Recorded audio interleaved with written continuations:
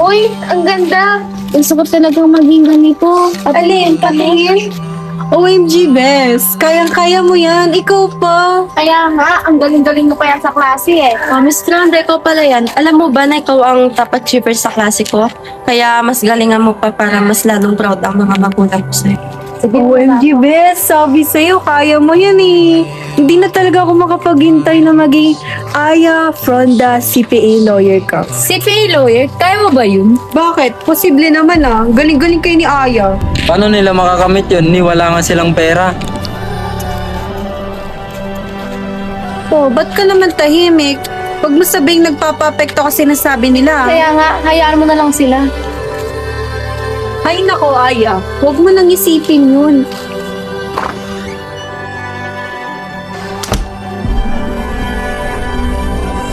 Mag-isa ko na naman. Parating na lang bang ganito?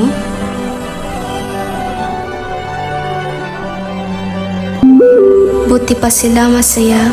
Kailan ko kaya mararanasan tong mga to?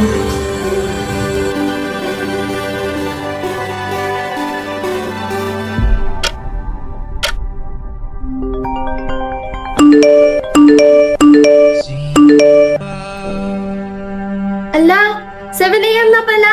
Late na ako. Good morning, class. So, before we begin, let's check first your attendance. Mr. Longboy.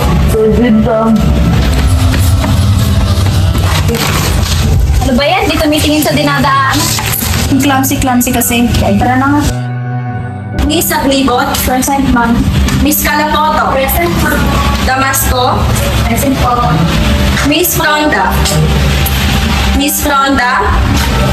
Miss Fronda. Ma'am! Present po! Miss Fronda. Late ka na naman. Mga pinapagawa ko sa'yo, di mo ba tapos? Anong nangyayari sa'yo? Ganyan ka na ba? Di ka naman ganyan dati ah. Sorry. Hindi ko siya top 1. Kaya ako Graduation is near. Anong gusto niyong kurso?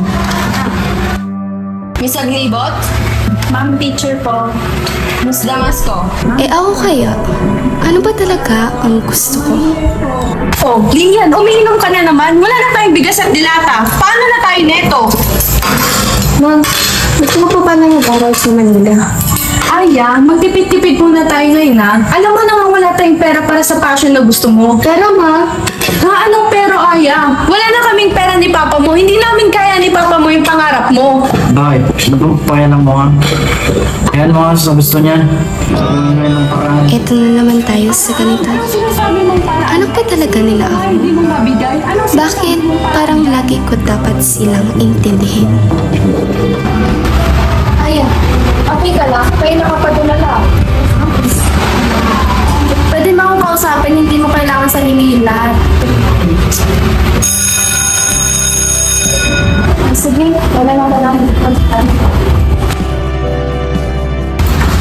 Okay lang kaya siya? Ayun, hindi ko din alam eh. Ano kaya problema niya? Andito na naman ako sa bahay na to. Ano na naman ba kaya ang mangyayari?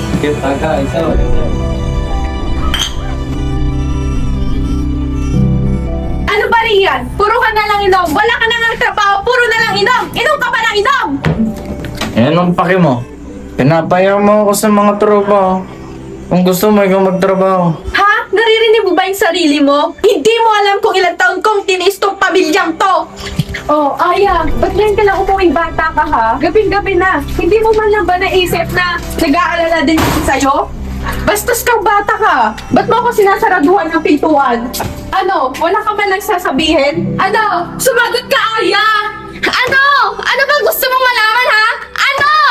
At ngayon sumasagot ka na, hindi kita pinalaking ganyan! So ano gusto mong sabihin ko ngayon? Pinakain kita, inalagaan kita, binigay ko lahat ng gusto mo hanggat makakaya ko para mabuhay ka lang! Bakit? Sinabi ko bang gusto kong mabuhay, ha? Ang bastos mong bata ka! Ano ba, ma? May minsan ba inisip ang nararamdaman ko? Yung gusto kong maging ako. Di ba hindi? Kasi lahat sa'yo kontra. Aya, alam mo wala tayong pera para sa passion mo, di ba? Yun na nga eh. Wala na nga tayong pera pero araw-araw pa rin kayo nag-aaway ni Papa. Ni walang isang araw na na-appreciate mo yung mga bagay na nagagawa ko. Ni minsan pa tinanong mo ako kung okay pa ba ako, kung gusto kong mabuhay. Kasi sa totoo lang, pagod na ako, ma! Hindi mo alam ang mga pinagdaanan ko, ang mga naranasan ko. Paano naman ako? Kung ang gusto mo lang isipin ko yung mga nararamdaman mo, pinatay mo na lang sana ako! Aya!